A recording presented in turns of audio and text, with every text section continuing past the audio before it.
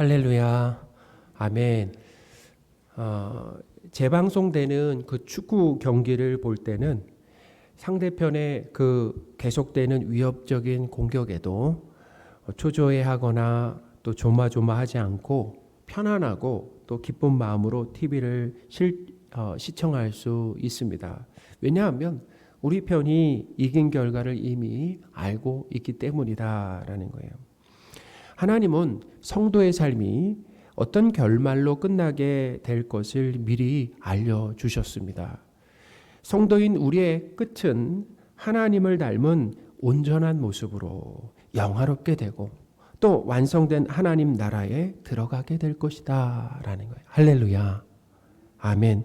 이 확실한 결말을 믿고 있다라고 한다면은 이 땅에서 경험하는 그 견디기 힘든 고난과 고통도 잘 이겨낼 수 있는 것이죠. 지난주와 오늘 말씀은 성도 인생의 이 결말을 명확하게 알려주심으로 인해서 현재 고난 그리고 고통을 하나님의 시각으로 잘 해석하고, 중요합니다.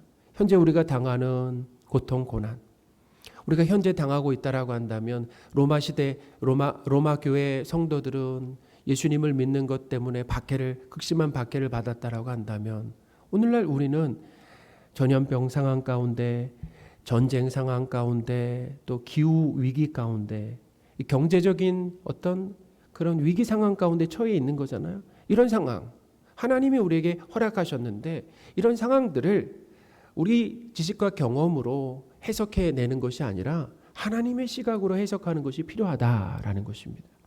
우리에게 닥친 고난과 고통을 하나님의 시각으로 해석하는 것. 그렇게 하나님의 시각으로 잘 해석하고 넉넉하게 이겨내도록 도와준다라는 것입니다. 지난주의 말씀은 하나님께서 우리 구원의 시작과 완성을 홀로 이루신다는 내용을 전해드렸습니다. 하나님은 자녀로 부르실 사람들을 이 세상을 창조하시기도 전에 미리 정하셨다라는 거예요. 완성될 하나님의 나라, 곧 천국에 들어갈 백성들을 미리 정해 놓으시고 그걸 먼저 정하셨습니다. 그리고 세상을 창조하셨다라는 거예요.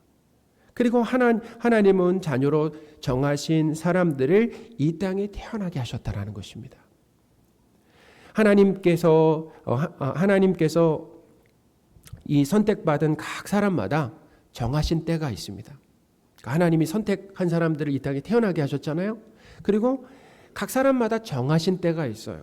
어떤 사람은 어린 시절에, 어떤 사람은 죽기 직전에 믿음을 선물로 주심으로 예수님을 믿게 하신다라는 거예요. 예수님과 십자가에 함께 달렸던 한편 강도도 창세전에 하나님의 자녀로 선택받은 것이다 라는, 운 좋게 예수님 곁에 있다가 예수님을 그날 믿은 것이 아니다라는 거예요. 창세전에 이미 어떻게 해요? 선택받았고 하나님이 정하신 때, 그러니까 죽기 직전이죠. 하나님이 믿음을 주심으로 구원받게 되었다. 하나님의 자녀가 되었다라는 것입니다. 우리가 예수님을 믿고 있는 것은 내 선택과 의지로 예수님을 믿어드리는 것이 아니다라는 거예요. 예수님이 하나님과 구원자로 믿어지는 것이다. 믿어진다라는 거예요. 믿음은 우리의 것이 아닙니다. 하나님의 선물이다라는 거예요. 믿음이 우리 것이 아니다라는 것을 우리는 신앙생활에서 경험하잖아요. 여러분, 우리가 믿음이 우리 것이다라고 한다면 우리는 우리의 삶 가운데 절대로 염려하거나 걱정하지 않는다라는 것입니다. 믿음 없는 모습이 염려하고 걱정으로 나타나게 된다라는 거예요. 그러니까 뭐야? 우리에게 믿음이 없다. 하나님이 우리에게 믿음을 주셔야, 하나님에 대한 믿음을 주셔야 어떤 상황 가운데서도 우리가 염려하지 않고 걱정하지 않고 불안해하지 않고 평안 가운데 살 수 있다라는 거예요. 그러니까 우리는 신앙생활하면서 뭘 경험하는 거예요? 우리의 믿음 없음을 경험하는 것이다. 믿음은 하나님의 선물입니다. 하나님이 우리에게 믿음을 선물로 주셨기 때문에 예수님이 하나님과 구원자로 믿어지는 거죠. 그리고 우리가 신앙생활하면서 하나님에 대해 강력한 믿음으로 평안 가운데 살아갈 수 있는 것이다 라는 것입니다. 예수님을 믿는 사람은 의롭습니다. 의롭다라는 것이 무엇입니까? 죄인이 죄사함을 받고 하나님과 부자관계가 되어서 하나님의 요구하심에 전적으로 순종하는 상태를 의롭다라고 말한다라는 거예요. 그러니까 세상에서 말하는 의와 성경에서 말하는 의는 다른 거죠. 그렇죠. 하나님과의 관계 가운데서 하나님의 그 요구하심에 전적으로 순종하는 상태를 의롭다라는 거예요. 그래서 예수님만 죄가 없으시고 예수님만 죄가 없으시고 의로우시잖아요. 예수님만 의로우시죠. 예수님이 죄가 없으시고 예수님만 의로우신데 예수 그리스도와 연합된 성도도 의롭다 여겨주신다라는 거예요. 그러니까 하나님이 우리를 보실 때 예수 그리스도를 통해서 우리를 보시는 거예요. 의로우신 예수님을 통해 우리를 보니까 우리는 죄인이 아니라 의인이다라는 것입니다. 하나님은 성도인 우리를 하나님의 자녀로 부르시고 예수 그리스도를 통해서 의롭게 하셔서 결국에는 영화롭게 하신다라는 거죠. 로마서 8장 30절입니다. 또 미리 정하신 그들을 또한 부르시고 부르신 그들을 또한 의롭다 하시고 의롭다 하신 그들을 또한 영화롭게 하셨느니라. 아멘. 영화롭게 하신다라고 하는 것은 영광스럽게 하신다라는 것입니다. 하나님의 영광이 무엇입니까? 하나님의 영광이라고 하는 것은 하나님 되심이 눈에 보이도록 나타나는 것이다라는 거예요. 성도가 영화롭게 되는 것은 우리에게서 예수님의 형상이 나오는 것이다라는 거예요. 죄로 인해 하나님의 형상을 잃어버린 우리가 하나님의 형상을 회복하여서 우리에게서 예수님의 모습이 나오게 된다라는 거예요. 이게 영광스러운 모습이다라는 것입니다. 그래서 하나님은 우리에게서 예수님의 전적인 순종이 나오게 하시고 또 우리에게서 예수님의 성품이 나오게 하시는 예수님의 능력이 나오게 하시고 예수님의 지혜가 나오게 하시고 예수님의 모습이 나오시도록 우리를 만드시는데 열심을 내고 계신다라는 이것이 예수님께서 성도인 우리를 영화롭게 하신다라고 하는 의미입니다. 그러니까 지난주 말씀을 요약하면 하나님께서 이 구원의 시작과 완성을 홀로 이루신다라고 하는 말씀이었다라는 거예요. 오늘 본문은 지난주 본문과 긴밀하게 연결되어 있습니다. 그래서 오늘 본문의 이 핵심은 제가 핵심부터 먼저 말씀을 드리겠습니다. 하나님 아버지께서 우리의 구원을 이루어 가시기 때문에 하나님의 이 구원 계획이라고 하는 것은 실패하지 않고 반드시 성공한다는데 그 초점이 있다라는 것입니다. 자, 그러니 우리의 구원이 완성되어서 결국에는 우리가 영화롭게 된다라는 것이죠. 사랑하는 여러분, 우리 구원을 반드시 완성하실 하나님을 찬양하시기 바랍니다. 하나님이 반드시 우리의 구원을 완성하실 것이다 라는 거예요.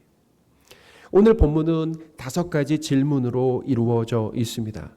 이 5가지 이 질문을 중심으로 해서 하나님께서 시작하신 구원이 반드시 우리를 영화롭게 하시는 것으로 완성됨을 말씀드리겠습니다. 첫 번째 질문은 만일 하나님이 우리를 위하시면 누가 우리를 대적하리오입니다. 31절입니다. 그런즉 이 일에 대하여 우리가 무슨 말하리오? 만일 하나님이 우리를 위하시면 누가 우리를 대적하리오? 아멘. 질문이죠. 31절은 그런즉 이 일에 대하여로 시작합니다. 그런즉 이 일에 대하여. 그러니까 이 일은 앞에 있었던 일이죠. 그 앞에 일이 무엇입니까? 이 일은 하나님께서 택한 백성을 의롭게 하시고 영화롭게 하시는 구원입니다. 이 일. 그러니까 전능하신 하나님의 목적이 우리를 영화롭게 하시는 것이라고 한다면 사탄이나 우리의 대적도 하나님의 계획을 방해하거나 막을 수 없다라고 하는 것을 가르쳐 준다라는 것입니다. 할렐루야. 두 번째 질문은 자기 아들을 아끼지 아니하시고 우리 모든 사람을 위하여 내주시니가 어찌 그 아들과 함께 모든 것을 우리에게 주시지 아니하겠느냐입니다. 32절입니다. 자기 아들을 아끼지 아니하시고 우리 모든 사람을 위하여 내주시니가 어찌 그 아들과 함께 모든 것을 우리에게 주시지 아니하겠느냐. 아멘. 하나님은 선택된 모든 사람들을 위해서 자기 아들 예수 그리스도를 아끼지 않고 내주셨습니다. 죄인인 우리를 대신해서 예수 그리스도께서 십자가에서 죽으시고 부활하심으로 죄사함과 의로움을 선물로 받게 되었습니다. 택한 백성, 이 택함 받은 백성들에게 모든 것을 주시기를 원하시는 하나님은 모든 걸 주기를 원하신다라는 거예요. 그러니까 뭐예요? 모든 것 주기를 원하시는 하나님은 이미 우리에게 그 아들이신 예수님을 주셨다라는 것입니다. 하나님께서 택한 백성에게 하나님께서 주실 수 있는 것 중에서 가장 소중한 것을 주셨다라는 거예요. 가장 소중한 것을 주셨다. 예수 그리스도. 그만큼 한번 생각해 보세요. 나에게 있는 것을, 나에게 있는 모든 것을 다 주고 싶은 그 대상은 어떤 대상입니까? 사랑하는 대상 아니에요? 나에게 있는 모든 것을 다 내어주고 싶은 그 대상 말이죠. 사랑하는 대상이죠. 보통 사랑하는 것이 아니라 가장 사랑하는 대상에게 나에게 있는 모든 것을 내어주는, 시간을 내어주는, 마음을 내어주는. 돈이 없다라고 한다면 시간과 마음을 내어주는, 돈까지도 내어주는. 하나님은 그렇게 뭐예요? 택한 백성들에게 모든 것, 가장 소중한 아들까지도 내어주셨다라고 하는 거예요. 이것을 통해서 하나님이 우리를 얼마나 사랑하시는가라고 하는 것을 알 수 있죠. 뿐만 아닙니다. 하나님은 우리를 영화롭게 만드시기 위해서 필요한 모든 것을 주신다라는 거예요. 할렐루야.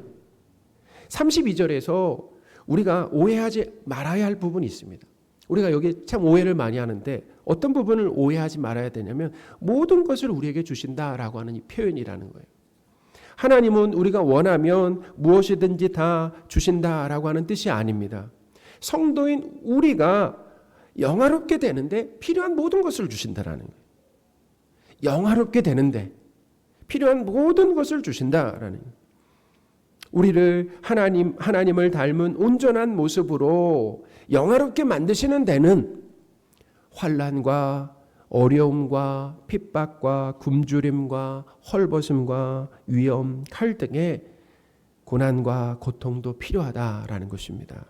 하나님께서 성도인 우리를 사랑하신다라고 해서 예수 그리스도까지 주셨다라고 해서 세상에서 우리의 삶이 아무 일 없이 순탄하고 편안한 삶만을 누리는 것이 아니다라고 하는 것을 우리는 꼭 알아야 돼요. 로마 교회 성도들에게도 예수 그리스도를 믿는 것으로 인하여서 환난과 곤고와 핍박과 굶주림과 헐벗음과 칼 등, 칼이 무엇입니까? 죽는 거죠. 고통이 있었다라는 것입니다. 35절입니다. 누가 우리를 그리스도의 사랑에서 끊으리요 환난이나 공고나 박해나 기근이나 적신이나 위험이나 칼이랴. 아멘. 지금 로마 교회가 처해 있는 그런 상황이었다라는 것입니다. 예수 그리스도께서 성도를 사랑하시는데 성도의 삶에 고난과 고통이 있다라는 것입니다. 하나님께서 성도에게 고난과 고통을 허락하시는 것은 성도의 상황을 하나님 모르시거나 전혀 모르시거나 해결하실 능력이 알아도 해결하실 능력이 모자라기 때문이 아니다라는 것입니다.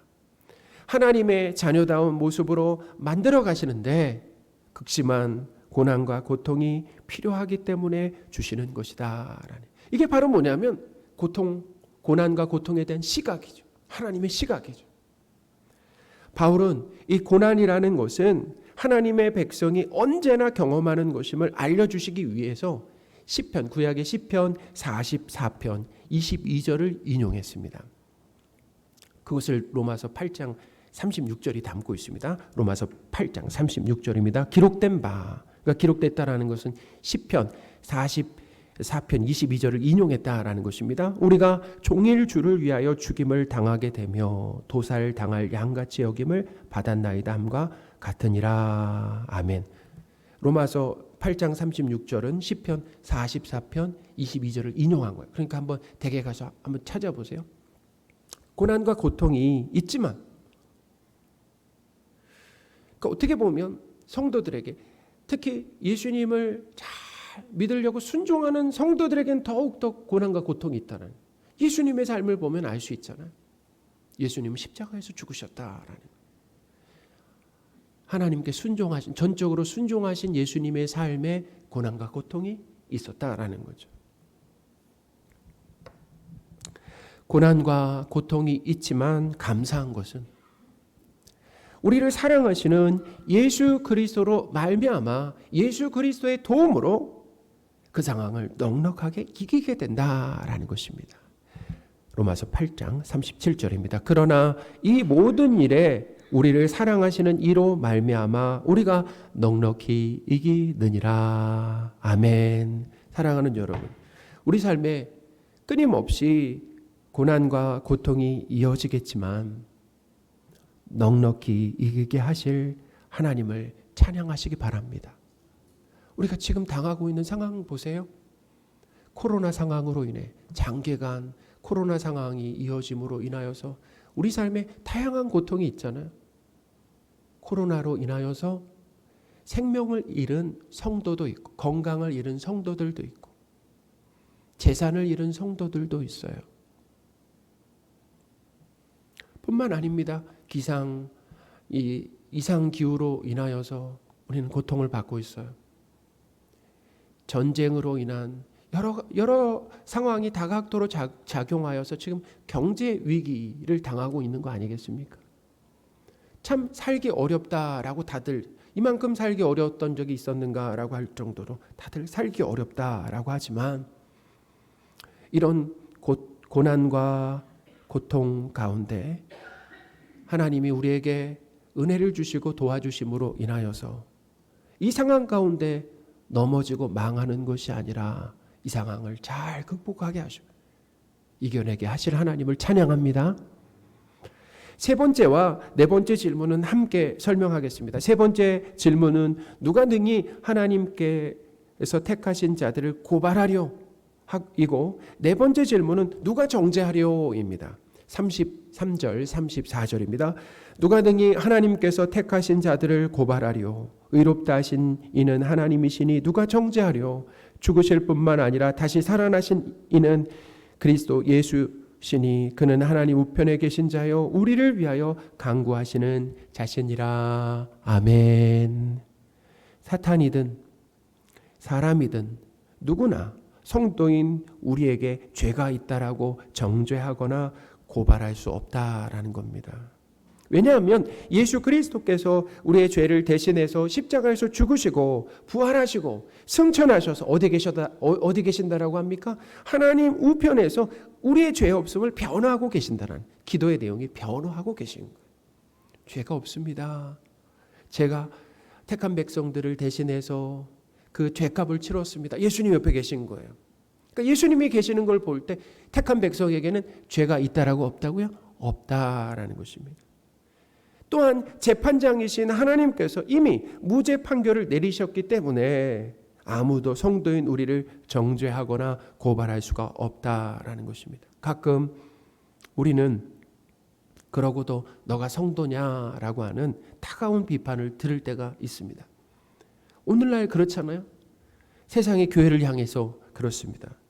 비신자들에게 직접 듣기도 하고 사탄이 우리의 마음에 속삭이기도 하고 자기 자신에게 그렇게 말할 때도 있죠.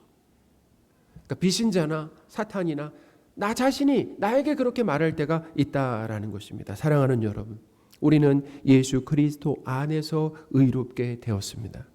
재판장이신 하나님은 우리의 죄를 다시 기억하지 않으시겠다라고 말씀하셨어요. 우리의 죄를 다시는 기억하지 않으시겠다라고 말씀하죠. 히브리서 10장 17절 18절입니다. 또 그들의 죄와 그들의 불법을 내가 다시 기억하지 아니하리라 하셨으니 이것들을 사하셨은즉 다시 죄를 위하여 제사 드릴 것이 없느니라. 아멘. 하나님께서 성도인 우리에게 무죄 판결을 내리셨음을 기억하시는 저와 여러분들이 되셨으면 좋겠습니다. 그러니 아무도 우리를 뭐예요? 정죄하거나 고발할 수가 없다라는 것입니다. 마지막 다섯째 질문은 누가 우리를 그리스도의 사랑에서 끊으리오입니다. 35절입니다. 누가 우리를 그리스도의 사랑에서 끊으리오? 환난이나 공고나 박해나 기근이나 적신이나 위험이나 칼이랴. 사도 바울 강한 확신으로 어떤 상황이나 피조물까지도 성도인 우리를 하나님의 사랑에서 끊을 수 없다라고 했습니다. 심지어 우리가 가장 두려워하는 죽음까지도 마찬가지다라는 거예요. 로마서 8장 38절 39절입니다. 내가 확신하노니 사망이나 생명이나 천사들이나 권세자들이나 현재일이나 장래일이나 능력이나 높음이나 기쁨이나 다른 어떤 피조물이라도 우리 주 그리스도 예수 안에 있는 하나님의 사랑에서 끊을 수 없으리라. 아멘. 하나님의 사랑에서 끊을 수 없다라고 하는 것은 어떤 의미가 담겨 있냐면 성도의 삶의 전반에 있는 고난, 고통이나 죽음으로 인해 성도가 하나님과 멀어지거나 신앙을 버리는 일이 절대로 일어나지 않는다라는 것입니다. 우린 그럴 수 있잖아요. 어쩌면 종종 그런 모습들을 봅니다. 성도가 어려움을 당해 극심한 고난과 고통이 있을 때 하나님과 멀어지고 교회를 떠나게 되는 그런 일들이 일어납니다. 그렇죠. 근데 우리가 그 단면만 봐서는 안 돼. 그렇게 해서 다시 돌아오는 경우가 있습니다. 그렇게 해서 영원히 안 돌아오는 경우가 있다라는 거예요. 그러면 그 사람은 가짜, 그 사람에게는 하나님을 믿는 그 신앙이 없었던 거예요. 그러니까 우리는 단면을 보고 판단할 수는 없어요. 그렇지만 우리 삶에 있는 고난과 고통이나 죽음으로 인하여서 성도가 하나님과 멀어지지 않는다라는 것입니다. 신앙을 버리는 일은 절대로 일어나지 않는다라는 거예요. 잠언 말씀에 보면 악인은 그의 환난에도 엎드려져도 의인은 그 죽음에도 소망이 있다라고 말씀하고 있어요. 의인은 그 죽음에도 뭐가 있다고요? 소망이 있다라고 말씀하고 있어요. 왜냐하면 죽음으로 끝나는 것이 아니라 죽음으로 하나님의 나라에 들어가기 때문에 소망이 있는 거죠.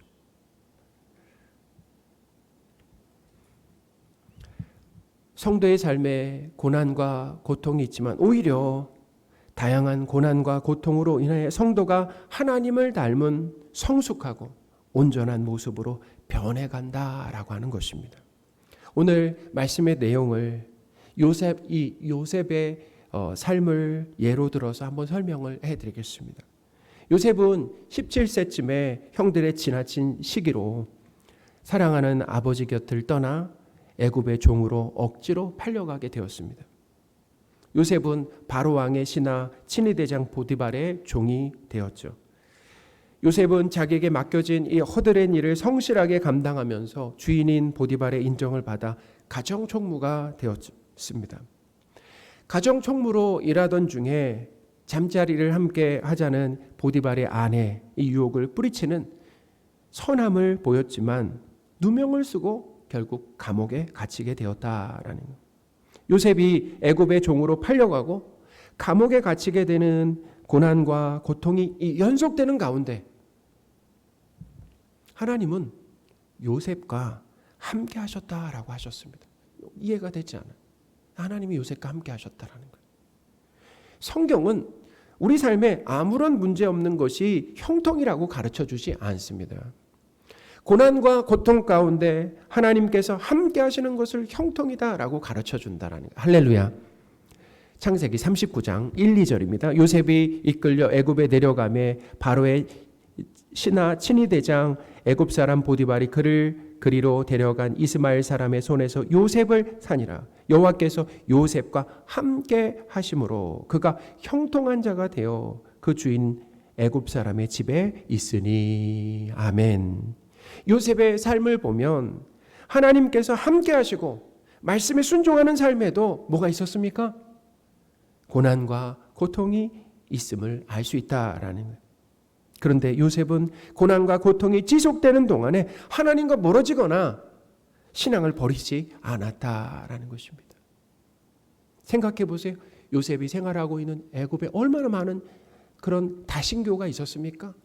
그런 영향을 받을 법만 한데도 요셉은 여호와 하나님을 믿었다라는 거예요.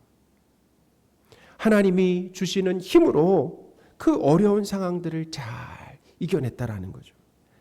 감옥 생활 만 2년 후에 요셉은 바로 왕의 꿈을 풀이하고 30세에 애굽의 총리가 되었습니다. 극심한 가뭄으로 인해 애굽에까지 곡식을 구하러 온 형들을 다시금 오랜 세월이 지나고 나서 다시금 마주하게 되었습니다. 요셉은 미움과 분노로 형들에게 복수를 계획하지 않았어요. 어떻게 오히려 형들을 용서하는 말도 안 되는 상황이 벌어지게 되었다라는 것입니다. 창세기 45장 7절 8절입니다. 하나님이 큰 구원으로 당신들의 생명을 보존하고 당신들의 후손을 세상에 두시려고 나를 당신들보다 먼저 보내셨나니 그런즉 나를 이리로 보낸 이는 당신들이 아니요 하나님이시라. 하나님이 나를 바로에게 아버지로 삼으시고 그 온 집의 주로 삼으시며 애굽 온 땅의 통치자로 삼으셨나이다. 아멘. 만약 요셉이 형들에 대한 그런 미움, 분노, 그리고 자기 연민으로 인하여서 술에 의지하여 살았다라고 한다면은 아마 곧 객사했을 거예요. 어린 시절부터 요셉의 삶에는 견디기 힘든 고난과 고통이 이어졌지만 하나님과 멀어지거나 신앙을 버리는 방향으로 가지 않았습니다. 오히려 하나님과 가까워지고 하나님의 뜻을 알게 되었어요. 애굽에서 하나님이 왜 나를 이곳으로 보내셨는가라고 하는 하나님의 계획과 뜻을 알게 되고 하나님의 성품으로 요셉의 성품이 아닙니다. 하나님의 성품으로 형들을 어떻게 용서하는 영화로운 모습을 갖게 되었다라는 것입니다. 할렐루야. 요셉의 삶에 닥친 그 어떤 고난과 고통도 하나님의 사랑에서 요셉을 끊을 수 없었다라는 것입니다. 하나님께서 사랑하시는 성도 여러분, 그 어떤 고통스러운 상황이나 사람이나 심지어 사탄도 우리를 하나님의 사랑에서 끊을 수 없습니다. 하나님은 시작하신 구원을 반드시 완성하심으로 인하여서 우리를 하나님을 닮은 온전한 모습으로 영화롭게 하시고 하나님 나라에서 살게 하실 거다라고 하는 것을 믿으시는 저와 여러분들이 되셨으면 좋겠습니다. 아멘.